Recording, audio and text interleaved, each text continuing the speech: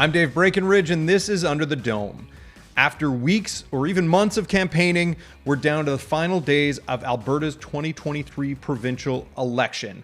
On today's episode of Under the Dome, I'll sit down with our two legislature reporters, Matthew Black and Lisa Johnson. We'll run through some of the highlights of the campaign, what polling says heading into Monday's election day, and what they're looking for on voting night. My guests today are Edmonton Journal political reporters Matthew Black and Lisa Johnson, who have both been covering this campaign every day since its inception, and even beyond that. It's been a busy few months in Alberta politics, and we're down to the last couple days. We are recording this on the Friday before the election, and I want to get both of your thoughts on how you think the campaign has gone. In some ways, it's been kind of a sleepier campaign than in past. And I don't know if that's the nature of it being a two-party race or the fact that we're all in Edmonton and the leaders have spent a lot of time in Calgary. So you don't necessarily feel like there's a lot going on the ground. And we'll start with you, Matthew. What's your thoughts been about this campaign so far? How have you felt the parties have done? Have there been any policy highlights for you? And just overall, what have your impressions been in the last 4 weeks? Well, I think it's a great point, too. It felt like we've been campaigning basically since budget day, like back in the winter, right? And it just seems to have been ongoing. And I think a lot of people, and maybe we could include ourselves in that, are running a little low on energy at this point, very late in the campaign. That'll all change Monday, of course. I think what's been remarkable for me so far is that there is really, really high public interest in this campaign. Both parties have obviously had large events that's drawn pretty sizable support.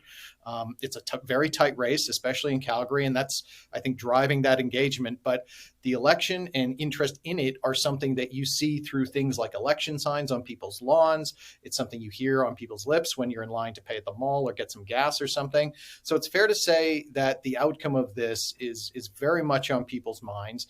And we know that because close to 500,000 people have already voted.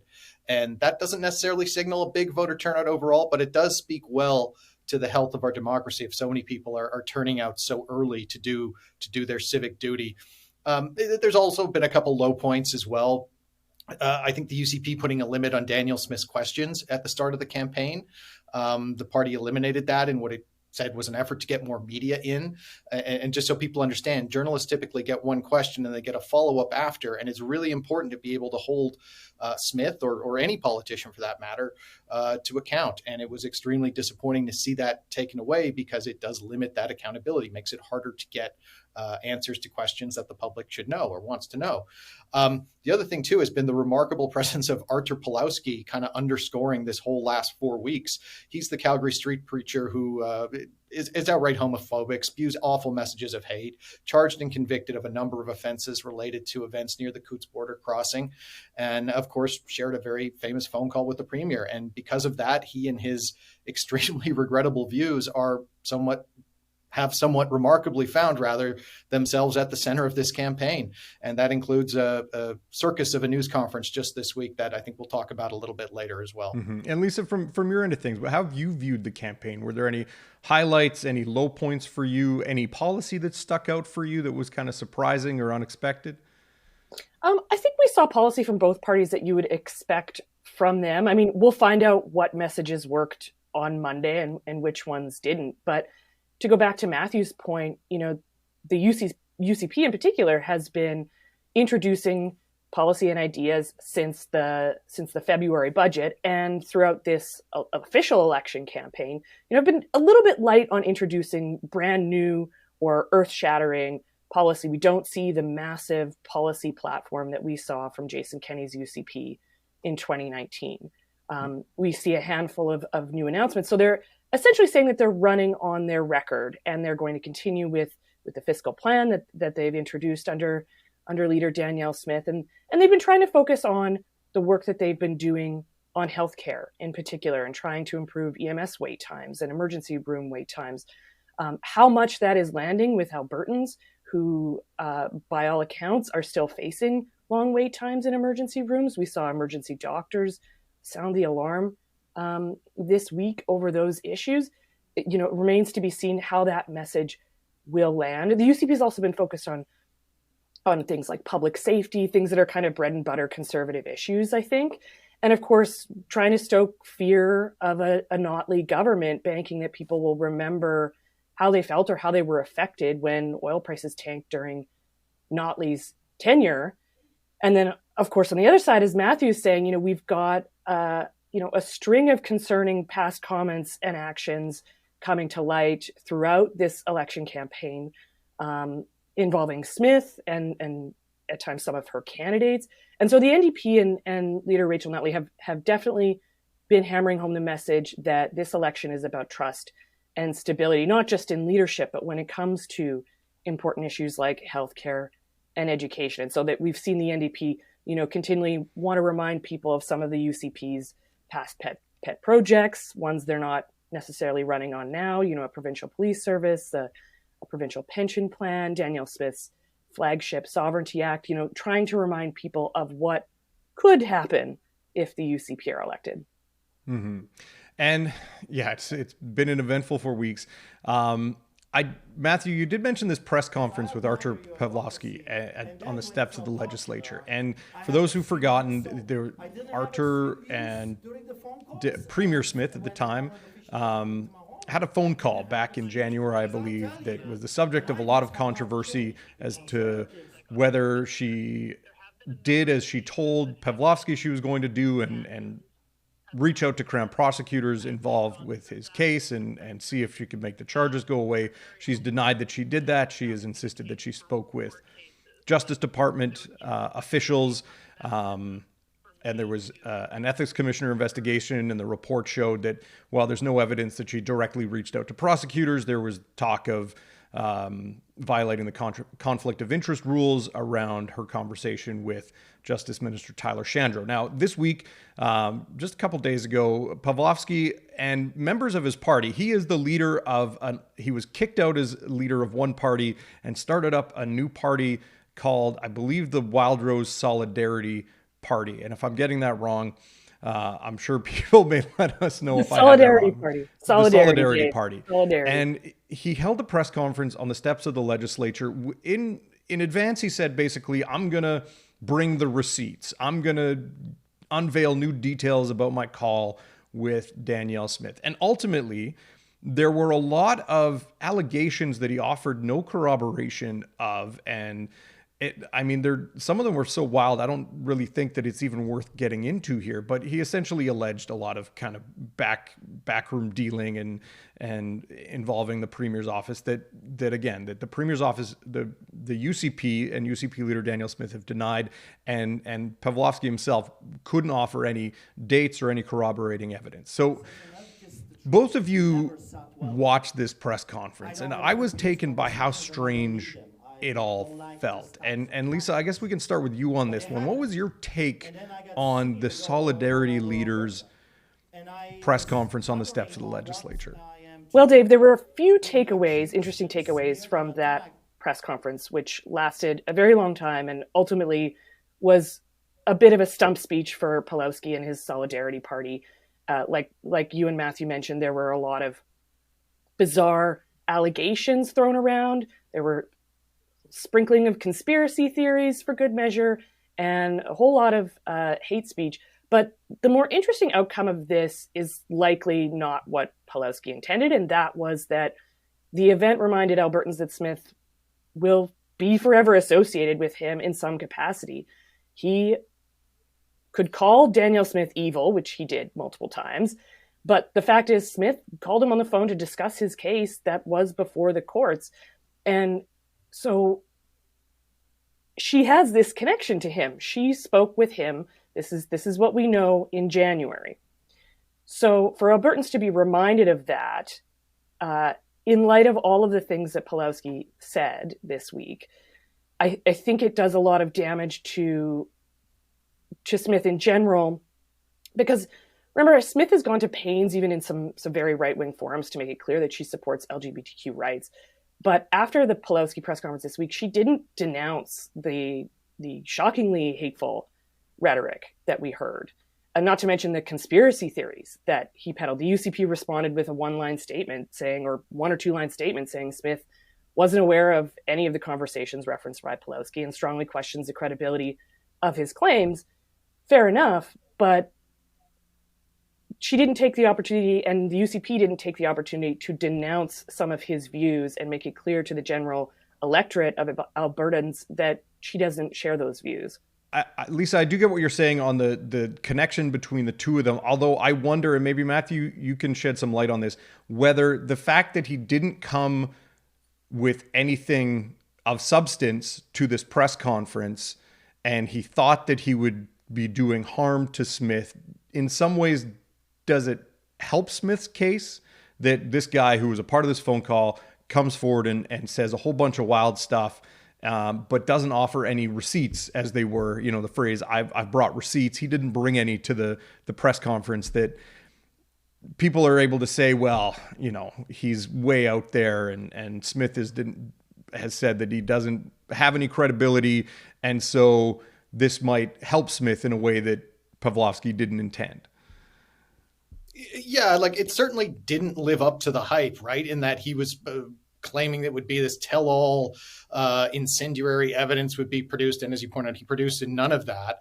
And maybe because the whole thing was so amateurish and that it was such a botched attack and that the expectations were very high and the reality of it was much lower, that maybe that does give Smith kind of a pass in that it's, this you don't need to listen to this guy. He's a crazy man now. Of course, on the other hand, as Lisa points out, she will forever be associated with this crazy man, whether she likes it or not. The whole thing was just bizarre, and it was very amateurishly organized. They couldn't even get the location right. They said it was supposed to be on the steps of the legislature, which have been fenced off for several days as they're doing renovations and construction work. He then decided we're going to have it at the federal building, which is a short walk away. We got halfway there and then decided, no, we're going to do it on another set of steps at the ledge and come back for that.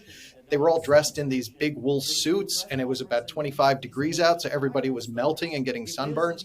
It's funny. One of my colleagues quipped that the only takeaway she got from that was in fact a sunburn. So it's certainly not the damaging blow to the UCP and Danielle Smith we thought it'd be. Barring any hard proof of what he's alleging, it probably marks the end of Pawlowski's 15 minutes of fame certainly in this campaign, at any case. Mm-hmm. Now, Pawlowski's party, the Solidarity Party, is one of a handful of kind of fringe movements, even though his party has, I think, more candidates than any of the other third or fourth or fifth parties. It's weird for someone who's been watching Alberta politics for a long time, is that, we have essentially a two-horse race, and we haven't had a situation like that in Alberta politics for a number of years. The Liberal Party used to be a going concern, and they've slowly eroded in terms of support and the number of candidates. And same with the Alberta Party. They went from having 4 MLAs leading into the 2019 election. I know some of them came from floor crossings, people joining the Alberta Party, but they went from having 4 MLAs to having none this last term. And they have a leader who doesn't have a lot of profile outside of his home riding where he was mayor in Brooks Medicine Hat. Matthew, you took a look at least at the Alberta Party and kind of what happened with them over the last few years, and as they try and make a dent in this campaign, and I think it's unlikely that they'll make any significant dent come Monday. Again, we stand to be proven wrong, but what did you kind of uncover about the story of the Alberta Party and how it went from something that people thought was going to be maybe a home for centrist voters to really struggling for relevance?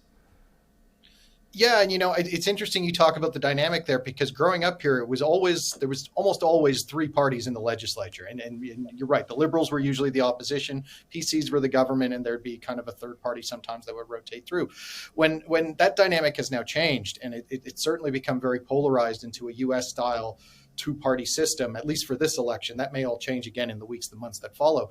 But when I interviewed the party leader, Alberta party leader Barry Morishita last week, I started out asking him, hey, how's the campaign going? And he immediately and completely unprompted brought up the difficulty of breaking through that 2-party barrier. What he told me was that he was hearing good things from people at the doors. They liked the centrist policies. They liked sort of what the Alberta Party stood for. They appreciated that it didn't have some of the same rhetoric attached to it the 2 contending parties had. but also at the same time that a lot of people are very scared of either one of Danielle Smith or Rachel Notley becoming premier, and they're going to vote accordingly on that. And that will be a very big burden for his party as it tries to convince people to not essentially waste their vote and try to sell its more centrist platform to voters. It doesn't help either. His party's only running a handful of candidates, 19 of them. Last time out, they had 87 candidates. And it just shows what a big downfall it's been for the party, because they had an incumbent MLA in 2019. The party leader at the time was in the debate, and there was a feeling of optimism, I think, around it. This year, Morishita says he's focusing on a handful of ridings. Those 19 are, he says, more targeted in places where they think they have better shots of winning in. But it's going to be a very tall order for them to break through. The party's only ever had 4 MLAs, and 3 of those were floor crossers. It's only ever elected 1. And it doesn't seem likely to change this year. Morishita himself is running in Smith's riding, Brooks Medicine Hat, but he ran there not long ago in her by-election and finished 3rd. And he, of course, is a former mayor in that area, former councillor in that area. So you have to think if there was ever a riding they're going to do well in, it might be that one. And it just doesn't seem like it's going to happen. So he'll be very hard-pressed to improve on his electoral fortunes on Monday night.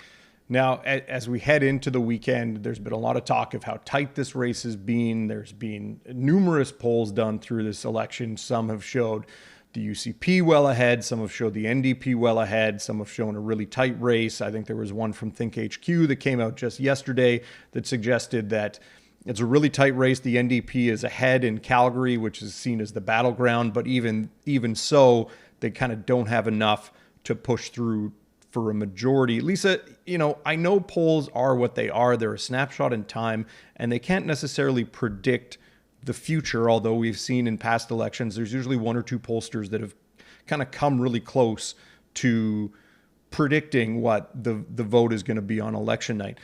What can voters take away from all of this kind of, I guess, uncertainty, or kind of this sense that, the UCP may win it, the NDP may win it, or it's too close to call?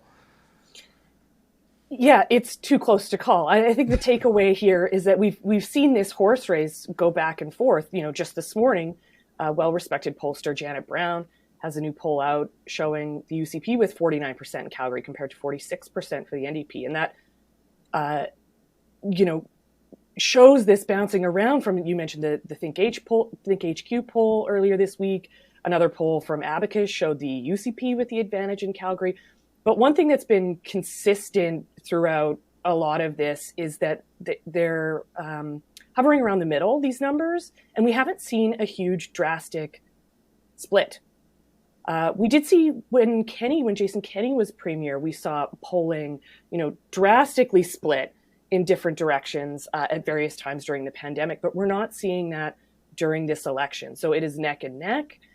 It is anybody's game. It is shaping up to be probably the closest or most narrow, election in Alberta history.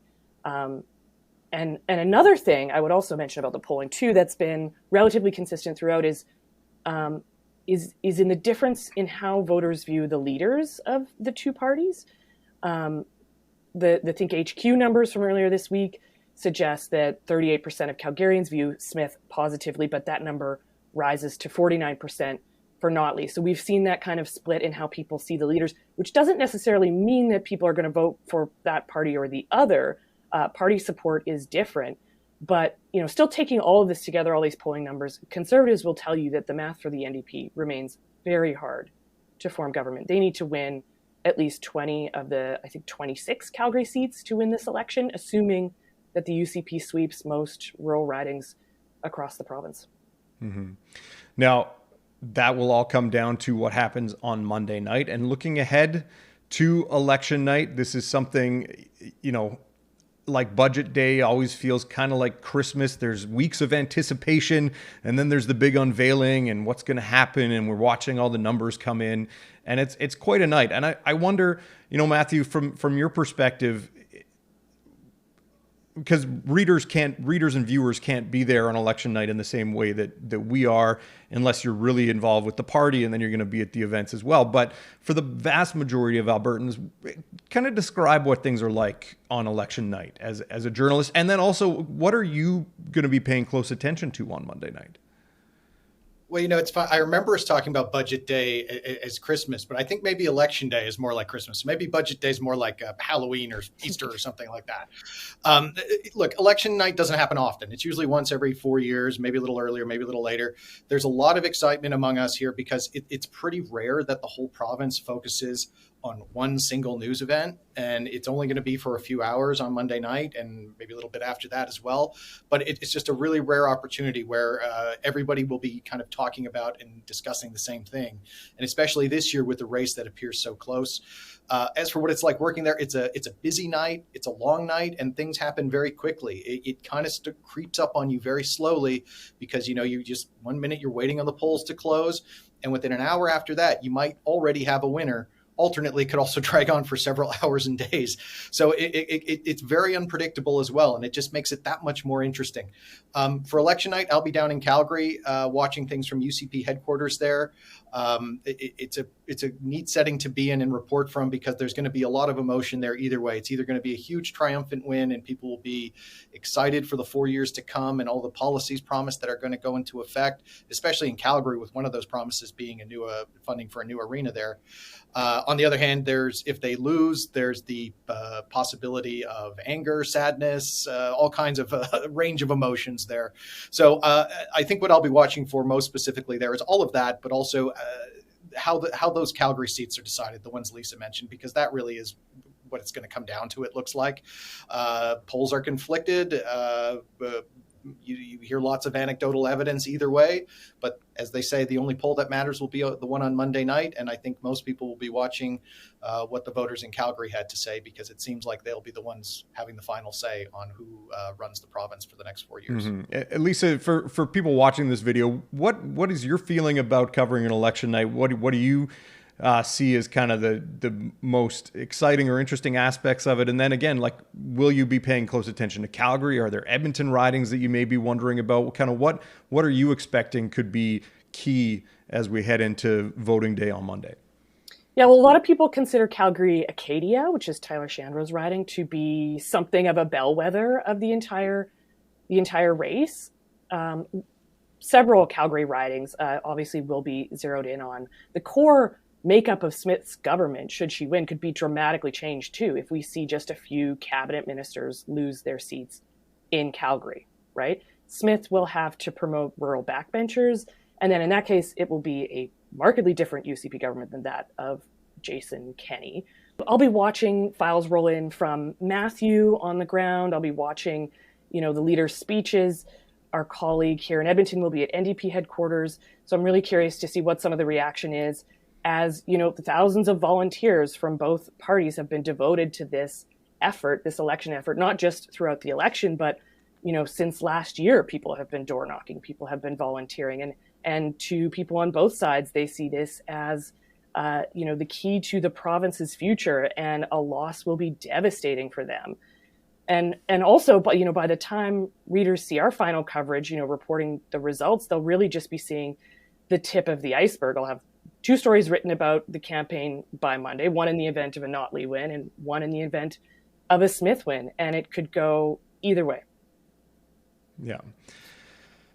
Well, it's been 25 days down, 3 to go as of recording this. I know it's been a sprint and a marathon. I can imagine you're looking forward to the results finally being in and kind of being able to take a bit of a breath. But until then, we'll see how things go Monday night. Lisa, Matthew, thanks again. Thanks, Dave. Thanks, Dave. That's all the time we have for this episode of Under the Dome. Don't forget you can find all past episodes at edmontonjournal.com/underthedome, or you can hit that subscribe button on YouTube. I'm Dave Breakenridge. We'll see you next time.